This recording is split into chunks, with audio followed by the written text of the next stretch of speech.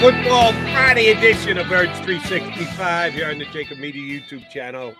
John McMullen Jody McDonald, joined by another follically challenged individual. But like us, he's got some good hair on his chin. Always good to be able to talk to our pal Marc Farzetta, host of the Eagles pregame show here on the JAKIB Media YouTube channel and the Farzy Show on YouTube daily. Farzy, how's your spring treating you so far? So far, so good, my friend. So far, so good. And you know what? Speaking of hair there, Jody McDonald, I think this is the first time you and I talked since you said I dyed my beard. This is all natural, my friend. This is still all natural. Like not even. I got a little gray. The good fans of Birds 365. A little gray, little gray. I'll put a little shoe polish in it maybe later in my life, but right now, no, you can't do that. We're just jealous, Mark. But once it goes, you got to let it go. Oh, I learned that silly route. Yeah, I learned that when I finally buzzed my head and I shaved it. I bicked it. I was like, you know what? I fought the good fight. It's time to go. No more strategically placed hair. Exactly. That is impressive. That is impressive. And that's why you're a big name. And that's why we got you on Friday. It's Big Name Friday. Oh, there you go. Thanks, Elliott. I want Ezekiel Elliott. I want Keanu Neal. I want Devin White. Am I insane? Yes, I am insane. I don't want any of those players, but I'm playing devil's advocate. How excited are you with Ezekiel Elliott and Keanu Neal? Keanu Neal, I'm excited for, was it his left knee that helped the Eagles beat the Falcons in the divisional round of the playoffs? I believe it was. Torrey Smith told me that was the luckiest play he had ever seen. If you remember that ball that should have been intercepted, bounced off his knee into the hands of Torrey Smith, if I'm not mistaken, and then ended up going. Smith. Oh, yeah. What, 35 yards on that play, whatever they got. Yeah. It was incredible. Then maybe later the field goal. But yeah, the Eagles need a lot of help at safety right now. I'm comfortable with Reed Blankenship. I'm more than comfortable with Reed Blankenship. I'm not exactly comfortable with Justin Evans, a guy who hasn't really played in the league in 3 years due to injury. And I know everyone says you always want to put that behind you. He wants to put it behind him. Hopefully he has success here in Philadelphia. Kayvon Wallace obviously hasn't taken anything by the reins as a safety here in Philly yet. I know everyone was rooting for him early because of the Brian Dawkins connection, that whole thing.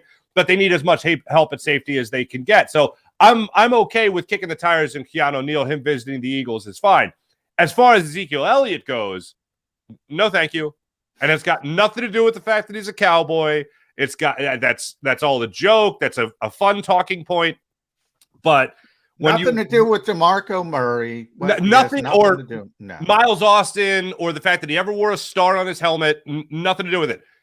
Watching him play, and we all watch the Cowboys, and everybody watches the Cowboys, and whether or not you're rooting for them to lose or win, whatever you're doing. That guy is so slow to the line of scrimmage now. That's really what it comes down for me. When I watch him, I watch Tony Pollard be able to run between the tackles or bounce it outside. I watch Ezekiel Elliott only be able to run between the tackles. He can't bounce it outside. And even when he does run between the tackles, he is so slow to the line of scrimmage. And I know, and Darius Slay put this out on the Twitterverse, and I know Lane Johnson was eyeing up Ezekiel Elliott on Twitter and that whole thing. But do you really want Jason Kelce and Lane Johnson to be holding their blocks for 20 minutes as they wait for Ezekiel Elliott to be approaching the line of scrimmage? Because the run game is supposed to be an easy thud and done. They're going to be like Braveheart, where they're yelling "hold" as the horses are racing towards them. But unfortunately, there's going to be no trick up the Eagles' sleeve in that regard. I think Ezekiel Elliott, I think in the red zone he can help. At the goal line he can certainly help. But I think the Eagles are set right now as far as the roster goes. I do think they take a running back in the draft later on. I don't think they go early with it. And I think that's the next thing they're going to do to add to their backfield. So you think he's done? I think he's more or less cooked. I mean, when you watch him with the Cowboys, our friend Jeff Kerr put these numbers out there. Last in terms of percentage of 10-yard carries, last in yards per carry. When you talk about 22 ranking running backs, he just doesn't seem like he has it anymore. He'll be able to go out there and help a team in the red zone, at the goal line. He still has that. 12 touchdowns last year certainly speaks for that.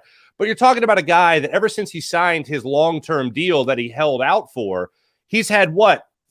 4, 5 100 rushing yard games? And this is a guy that was the bell cow guy, and now he's been passed by his backup in Tony Pollard.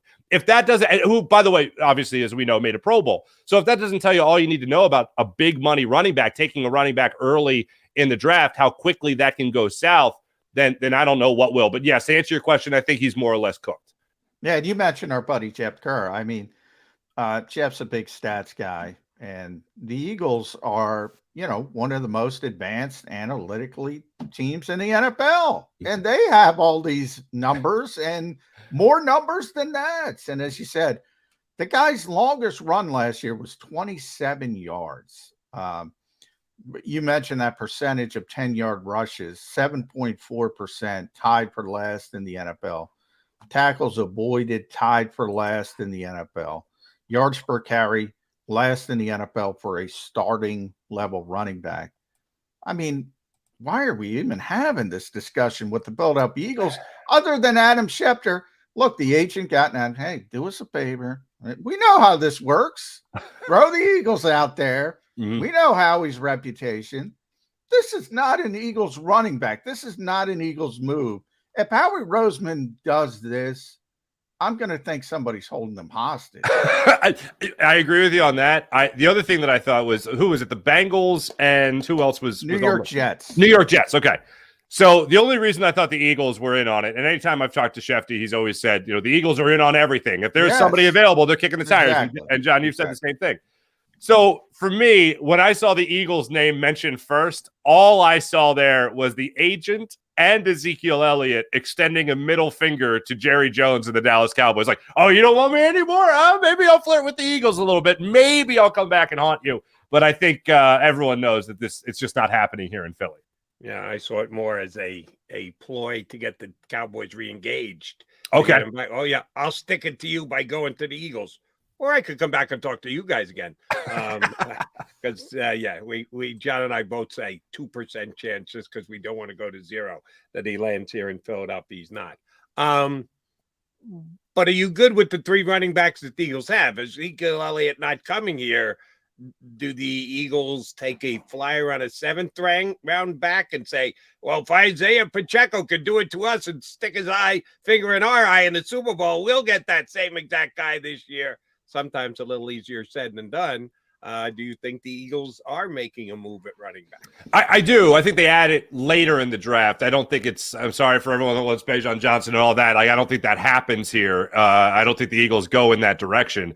But I do think they add a running back later in the draft. That's been more of their MO. I think they're happy to have Boston Scott here. I think they're happy to give Kenny Gainwell the opportunity here. And I think they're really excited to see what happens with Rashad Penny. And I know if we talk about injuries at the safety position with a guy like Justin Evans, you certainly got to talk about it at the running back spot with Rashad Penny.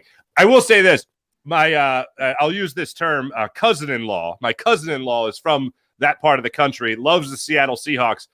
I did not expect him to be that pissed off that Rashad Penny signed with the Eagles and left. Also, Sean Desai, for what it's worth, leaving the Seahawks. These are two guys that I wouldn't expect would invoke any emotion.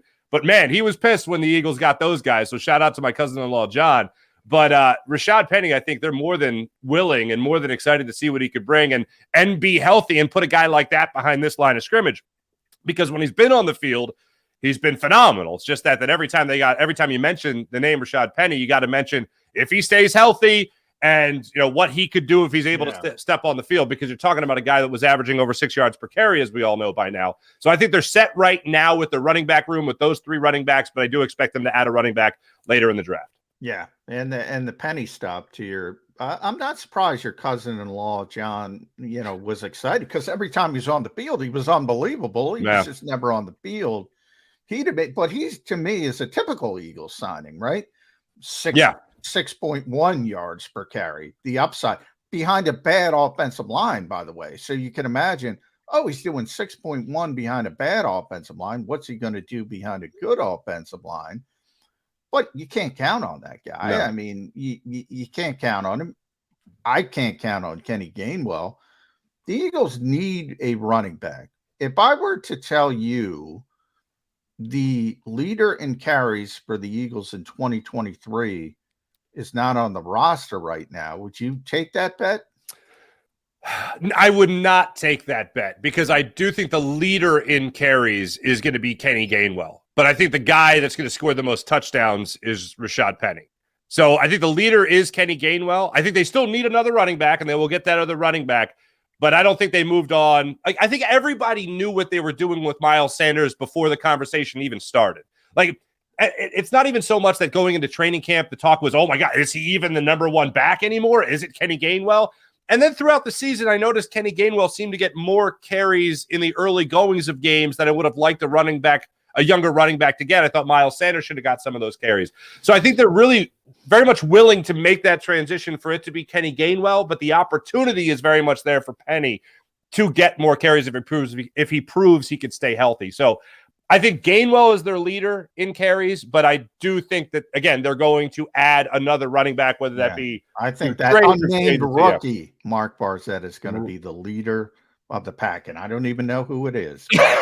That's going to be the guy. But John doesn't believe it's going to be Bijan Robinson at number 10. No, John Robinson. I think I said Johnson earlier. Yeah, Bijan Robinson. Okay, so then do you see them going running back early? The earliest would be third round, but I think Howie's going to add middle round picks. He doesn't have a 4, 5, 6 right now, but I think he's going to probably drop down from 30, try to add some picks in the middle rounds. Daniel Jeremiah said this is a very deep running back draft. I trust Daniel. He's got 13 guys with 3 rounds. They're going to be drafted in the third round from a grade perspective, but that never happens. Right. So you're going to get value in the 4th, 5th round. Jody talked about Isaiah Pacheco. We all saw it. He's a 7th round pick. Now that's a lightning strike, right? But I could see a 4th, 5th rounder being Isaiah Pacheco-like behind this offensive line. I've got to be honest, Mark, you got enough juice left. I don't know if Ezekiel Elliott does, but you got enough juice left to get 800 yards behind this offensive line. So why couldn't a rookie? Yeah, my teammates freshman year at Archbishop would disagree with you on that, but I look at it like this: the offensive line is the biggest curve you can give any running back coming into the NFL. Like I always say this about the quarterback position. It's not easy to play quarterback, but it's never been easier to play quarterback than it is in this modern era that we're playing or that we're watching. When it comes to a running back, there's no offensive line, I think, in football that's easier to run behind than this offensive line. That gives me great confidence in Kenny Gainwell. It gives me great confidence in whoever the Eagles are going to draft. We'll call it the field, John, that we're having confidence in stacking up yards, right? And it also gives me confidence in keeping Rashad Penny clean. We talk about keeping quarterbacks clean all the time, and rightfully so. But if you could keep your running back as clean as possible, where he's not taking the big hit, where he's able to get out of bounds on runs, or he's able to not be, blindsided, whatever it might be, while he's running through the tackles, then that also gives me more confidence that Rashad Penny can stay healthy. So whoever you do draft, bottom line is, this offensive line is going to make that guy's job all the easier and make Howie Roseman look even better with whoever they take later in the draft. All right, Farzy, when we analyze the Eagles and roster building, roster moves, and try and take what Howie Roseman has done previously and affix it to what he's going to do in the future, well, one of the constants has been age 30 is a dirty phrase that the Eagles usually move away from guys when that first number becomes a 3 in their age. This offseason, they re-signed Brandon Graham. They re-signed Fletcher Cox. They extended Darius Slay. They signed James Bradberry. And I'm missing one more. Brandon Graham. Cox, that Kelsey guy playing center is also in his 30s, and they brought him back. A lot of 30-somethings coming back. So a narrative out there has been Eagles were old to begin with, and they stayed as old, if not got older, because the calendar went 1 year further with a bunch of guys they kept. Is this a legit concern? No, for me. I think in a year or two, it'll be a legit concern, especially when you're talking about Bradberry and you're talking about Slay. That's a concern down the line. But as far as, to use this tired phrase, running it back with a lot of these guys, I think especially on the defensive end position, Josh Sweat has really come into his own. I see the Eagles going defensive line early in the draft. Brandon Graham showed last year he had a career year that he could still, bring in and still has a lot left in the tank as far as that goes. But when it comes to the offensive line, like Jason Kelsey, I'm not that concerned. Obviously, they didn't bring back Isaac Seumalo. He's going out there to Pittsburgh. Cam Jurgens, so you're getting younger there. You got younger at the offensive line position with Landon Dickerson and Jordan Mailata. I think they have enough of the young guys to mix in well with the older guys that they brought back. They'll address these issues, I think, in this draft. They'll address the issues in next year's draft as well. But this year, I don't think it's going to be as glaring a need or a problem as some people are considering. Yeah, that's interesting. I throw this out all the time. I want to throw it at you, Mark. I told Jody, I tell Mike Gill all the time. In a lot of ways, I think Sam Hinkie broke Philadelphia. I think that not everybody, it's always a portion of the fan base is always thinking about the future. And there are times you should be thinking about the future. If the Eagles won 4 games last year, you shouldn't bring back Brandon Graham or Fletcher Cox. They were tied in the Super Bowl with seconds remaining. Mm-hmm. The window is open. This is when you seize the moment. This is what Ezekiel Elliott's trying to get Cincinnati to do. They're a legitimate contender. Hey, bringing a veteran back to get over the hump because Joe Mixon's going to do something goofy. That's his hope, in my opinion. That's where I think he's going. And even the other teams, the Eagles, contender. The Jets, as funny as it sounds, if they get Aaron Rodgers, as we all expect, good football team. Why are people always thinking about the future? Why? Darius Slay's 32, so let's play Zach McPherson? Right. James Bradberry's 30, so let's play Greedy Williams? Fletcher Cox is 32, so let's play Marlon Tui Pelosi. What the hell is going on? This is a Super Bowl contender. The people that always think about the future are never wrong. Like, because they're betting on something that's like 3 or 4 years down the line. They're not betting on right now. So you're not going to be wrong now. You might be wrong 3 or 4 years down the line, but you're not wrong right now. So you sound like you're ahead of the curve. That's why people like talking about the future. But as far as all that, with Howie Roseman, it's so weird saying this now because we weren't even saying this after they won a Super Bowl with him. But the idea of Marcus Mariota being here brings back a lot of the Chip Kelly conversation and people making jokes about Chip Kelly, whatever. People talk about going back to a Super Bowl twice in 5 years. The fact that Howie Roseman picked up the pieces after the Super Bowl era, after the Chip Kelly era, 2 years later, put this team in the Super Bowl, 5 years later with a different head coach, different quarterback, after another, what was supposed to be lighting the franchise on fire moment with Carson Wentz, they're back in another Super Bowl. So when you talk about the future, I don't know of another GM where I look at, like, Dave Dombrowski's a hell of a president of baseball operations for the Phillies, and he's won wherever he's been. But, man, you look at Howie, it's not the Howie Roseman of old here. If you want to talk about a guy that can rebuild right before our very eyes and make this team competitive again within a year or two, Howie Roseman is the guy to do it. So if you're talking about the future, you're questioning a guy that went through a post-Chip Kelly rebuild, post-Super Bowl victory Carson Wentz rebuild, got the new head coach, got the new quarterback, and got back to a Super Bowl again, all within a 7-year span, 2 Super Bowl appearances in those 5 years, and a couple of rebuilds thrown in the mix. That's pretty impressive. So if you're talking about the future, if you're thinking about the future, Howie Roseman's already a step ahead of you. So try to be in the future as much as Howie Roseman is while still being present. That's what makes a great GM, a great head of football operations, when you can stay in the future or stay in the present while also making sure you're engineering yourself to be successful in the future. Well, I, too, bow at the altar of Howie Roseman and the job he's done here over the last several seasons. Derek Barnett going to be on this football team this year?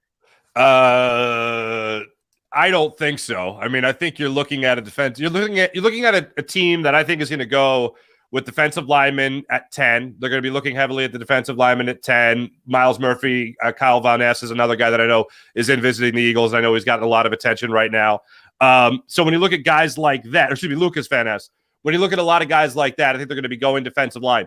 Later in the draft, though, I think they move out of 30. I don't think they make a pick there. They either use that as a trade to move back in the draft, or they bring in maybe that safety. Maybe he's incorporated in a trade for a safety and picks later in this upcoming draft. But I don't think there's going to be a spot in this roster for Derek Barnett. I think it's going to be time to move on from him.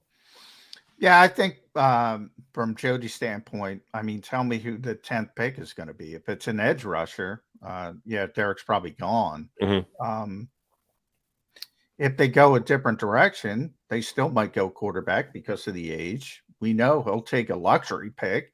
Doesn't have to be on the field immediately. Mm-hmm. So I think it's dependent on position.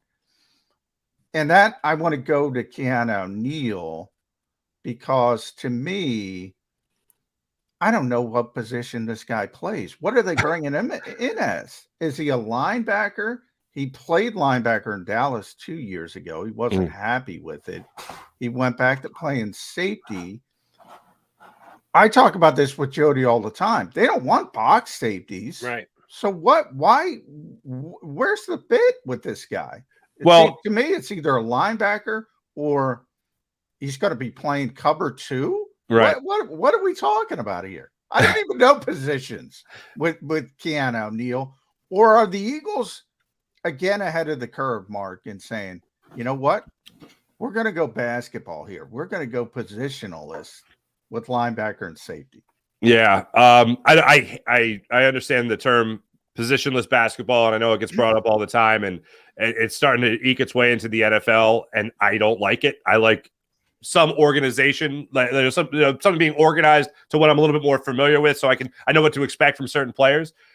The Keanu O'Neal interest, let's call it, surprised me at first, and then when I thought about it, what do the Eagles really love at the safety position? Whether that be the versatility of a Brian Dawkins or the versatility of a Malcolm Jenkins or the versatility of Chauncey Gardner-Johnson just as recent as last year. They love versatility. So when they bring in a guy and they kick the tires on a Keanu O'Neal, they're looking at the versatility that he can bring. Can he be the deepest man on the field, or can he play at the line of scrimmage? They love that type of versatility. Can he get in the backfield and make a hit, whether that be a tackle for loss, whether that be rushing a passer, whatever it might be? They like that type of versatility. This might be the most extreme example of it in terms of a guy's experience. I mean, you're asking Chauncey Gardner-Johnson last year to go from nickel to safety. So he had to change things up a little bit, but it wasn't linebacker to safety, certainly. So this might be the most extreme version, but still, it's a version of a very versatile defensive back / linebacker that they could bring in here safety / linebacker that they could bring in here and bring some of that same versatility. Yeah, I'm not buying what you're selling. They like versatility, you're right, but versatility between slot corner and safety, not linebacker and safety. I think it was they want their safeties to be able to cover, and that is not a strength of Keanu O'Neal. Doesn't make any sense. This guy makes no sense. Johnny told me last week, well, they wouldn't take on a Chuck Clark because he doesn't fit, because he's a box safety. Right. Chuck Clark's a better safety than Keanu O'Neal is. I'd rather give up a 7th-round pick and get Chuck Clark than sign Keanu O'Neal, who's a linebacker dressed up as a safety. Yeah, well, I think, there were differences. Like Jim Schwartz, he liked Malcolm Jenkins. Malcolm played 7 Jim different Schwartz sticky defense positions anymore. Yeah, Right. exactly. Now you have Jonathan Gannon, and we all think Sean Desai is he is going to play the same philosophy, and that's about quarters coverage, cover 2, and that nickel sort of safety. And JG would call it mirrored position, nickel and safety, but that ain't Keanu O'Neal. Sometimes I sit back and I say, well, I mean, it's just a visit, but boy, I don't know what's going on at those two positions right now. And I don't think the Eagles do. Safety. I don't think the Eagles do right now either.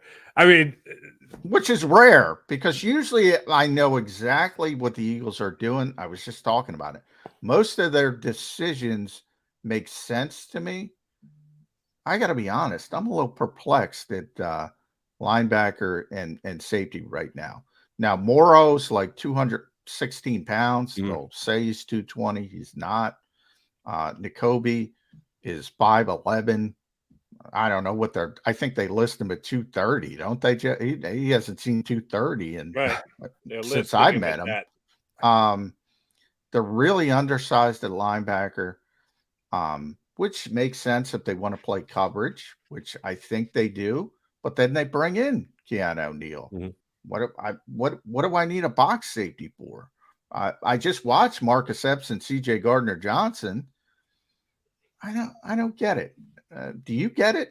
I don't. No, I don't. And to go back to the Keanu O'Neal interest, again, we'll call it. Jody, I realize I'm stretching just to try to figure out what the hell the Eagles are doing, because I'm like John. I'm confused. I know the Eagles haven't really valued the linebacker position, and I get that. And then you see a guy like Alex Singleton go out to Denver and have some success. He signs a deal. Then you see TJ Edwards have success here. He goes out and he signs a deal as well, about $1 million separating the two deals. So at the linebacker position, it's not something that they've very much valued, as we all know. It's the tale as old as Jeremiah Trotter, where you could really rely on a linebacker to come in here and make a play. So Nakobe Dean being a third-round pick is the biggest investment you'll see them make at the linebacker position now, unfortunately. You'll see them come in with a guy like Morrow, for instance, and he, to me, is another TJ Edwards, Alex Singleton, where they know he'll come in, they know he'll be healthy, they know he'll play, he'll make 100-plus tackles, whatever position you have him in, whether it's Will, Sam, or Mike, wherever they have him, he'll make some plays for you. But they're not playmakers. So they just want guys that can be the end of a play, make a stop. They're not going to be overly aggressive, as we all know, to use that buzzword early in the offseason, aggression. They're not going to use that. They just want guys, they want bodies that might be able to bear fruit later on, and they'll get at a great price. All right, Farzy, I've gone down this road for the last week or so since Isaac Seumalo went elsewhere. And I know it's borderline blasphemy here in Philadelphia. Ooh. Yeah, I know Stoutland University, and he's the best offensive line coach in the NFL, and he might be one of the best assistant coaches in the NFL, but it's almost like a given. If the Eagles are changing someone's position on the offensive line, well, Stout will do it. It won't be a problem because Stout will do it. And if Stout says it can be done, it's done. And the conversation's over and done with. I do remember Andre Dillard moving from the left side to the right side and failing miserably. So he doesn't hit 1,000%. Mm-hmm. He hits a very high percent, and everyone remembers exactly what happened with Dickerson just 2 years ago. So everyone just assumes that's what's going to happen with Cam Jurgens. They're going to plug him right in for Isaac Seumalo, and nobody misses a beat. Is he going to be Pro Bowl level year one just because Stoutland waves his magic wand and says, Cam, you are now a right guard? Is that going to happen this year? I don't know about Pro Bowl level, but what I'm going for is serviceable. I need a serviceable right guard at that position. And you bring up Andre Dillard moving from left to right tackle and then left tackle and then moving to guard at some points during the season. And he played better at guard than he was at right tackle. He absolutely is. And that's more to my point of, if he can turn Andre Dillard into a guard and have him be a serviceable guard, and Andre Dillard still plays serviceable left tackle when called upon to do it, not right tackle, but serviceable at the left spot, then I have confidence in Cam Jurgens, who's got experience at the guard position already from college. Jason Kelsey helped recruit. That's a guy that I think can have success with Jeff Stoutland. And it doesn't just come down to Jeff Stoutland at this point. If you go back to Howard Mudd for a second, as the offensive line coach, what I was told by multiple people was that Danny Watkins could have been a good guard in the NFL. He could have been a good offensive lineman. But Howard Mudd rode the hell out of him. It was really tough on him and gave him a lot of that tough love. And he just couldn't handle it. For whatever reason, couldn't handle it. The thing that's interesting here with Jeff Stoutland is that he's got other guys that have already bought into Stoutland University. If anybody is having struggles, if anybody can't handle it, if Cam Jurgens can't handle it, and I think he can for the record, but if he has his struggles, he's got Jason Kelsey, Lane Johnson, Jordan Mailata, Landon Dickerson to identify with as one of the younger guys on that offensive line that are all there to help him and say, look, you can figure it out. If not with Jeff Stoutland, you can figure it out with us. And those other four guys that are supremely talented will help bring up anybody else that's on that offensive line. So they have the opportunity, not just with Jeff Stoutland, but through the fruits of Jeff Stoutland's labor already with Jason Kelsey and the guys I already mentioned. If you're struggling as a Cam Jurgens, those other four guys are going to help rise you. They will be the ship that helps raise the tide. Okay. And speaking of those other guys, big news right now at Marc Farzetta on Twitter. Follow Mark there. The Farzy Show does a tremendous job. Watch that on YouTube. Lane Johnson, 1 year, get this, $33.45 million extension, $30 million of that guaranteed. Wow. I know he had a huge cap number next year, so they're probably trying to get that down. Lane's talked about playing 2 more years, so this probably sets him up there. So yeah, he had 47. So he's on the books for $47.3 million over the next 3 years, but it's really a 2-year deal. Gets that massive upfront money. Yeah, Lane's going to go. Lane's going to the Hall of Fame. He's one of the best right tackles. He hasn't given up a sack in 2 years. I mean, it's ridiculous.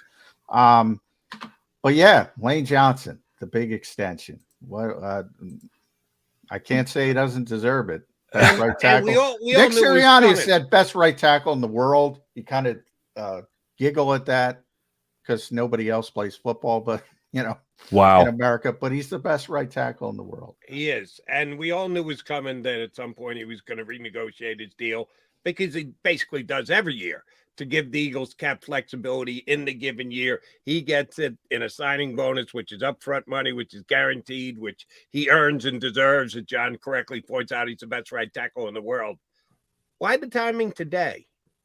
Are the Eagles planning something else today? I thought that they would sit on the Lane extension till they got down the road with Jalen Hurts, because that's going to be the next one. Now, I think Hurts, they'd like to add some money to this year, but most of it's going to be just an extension, and then they're going to have to figure out those years. First of all, you got to get an agreement done, then you got to figure out how to cap allocate over a period of time. I thought that's when it may wait to. Usually you do something like this, you're doing so for a reason. Where else are the Eagles? Well, not necessarily. Money? Well, you are doing it for a reason, but it might be the reason down the road. Like people too often assume, oh, there's something coming right now. It might be just clearing up the space for the Jalen extension. But it's interesting. You sign a contract like that and you say, wow, you see the numbers, and they're going to gain cap space. That's right. The whole point of it. But yeah, they have about, it's tough to tell this time of year because the contracts they lag before the NFLPA reports them. So, I mean, the Eagles have about $8 million in cap space before this. And it'll actually go up from this contract, as amazing as that sounds. But yeah, it's probably more about Jalen than anything else, I would say. That's when people talk to me about the cap, and they're like, well, they don't have enough cap. And I'm like, you have no idea what the cap is. Like the cap, I mean, we know what the cap is, but we don't know how it changes with whatever Howie Roseman wants to restructure, extend, or whatever. And when it comes to the cap this particular offseason, I am 1,000% lost. John, to your point, and trying to figure out what the Eagles are doing with linebacker, safety, whatever it might be. Charlie Gardner-Johnson was supposed to be the number one priority, and he all of a sudden seemed like the last, like behind Fletcher Cox. So it's bonkers to me what they're doing this offseason, but the beauty part is I think it all works. And the main reason it works because Howie's the guy as the maestro and Jalen Hurts is your quarterback. So that makes me feel pretty damn good about the next season. Jake Rosenberg, I'd like to give a shout out to Jake. He doesn't give enough credit. He's the Eagles director of football administration. He's the actual bookkeeper. Oof. Yeah. All right. He's got a better calculator than Howie. Is that what you're telling us? I'm not saying that. Working calculator. Howie taught him, but he does a lot of the heavy lifting when it comes to this stuff. So. Oh boy. Is he going to be the next guy poached from the Eagles front office? Yeah. The Eagles probably don't like that I say his name so often. Yeah. Jeez, John. Why do you hate us, John? What are you doing? That to yourself, McMullen. Farzetta, we appreciate not keeping yourself. We appreciate you sharing. Thanks for jumping in today. We'll get you back up again next month. We shall talk, my friend, and get that shoe polish going. I was just going to say, pulling out of the drawer. Thank you. For the Farzy show on Monday. See if you can get that spot right there. Right there. Thanks. That's Marc Farzetta here with us on Birds 365. All right, John McMullen, Jody McDonald coming back. A couple of around the NFL things. I got to text Lane for a loan, man. $30 million up front. Boom. How about that? How about that? He'll be adding a new wing to the Lane Johnson workout barn over here in New Jersey. Yeah. He certainly got the coin to be able to do so. We're hoping to hear from Matt Verderame. I haven't heard back from him yet. I texted him. He's a Central guy, so he might just be getting up to jump on with us coming up in about 25 minutes. Since he has moved his writing station from Fansided to Sports Illustrated, we might have a new email address, so our email might not be going through. We are planning on and hoping to talk to Matt Verderame in about 20 minutes or so here on Birds 365. Go to get your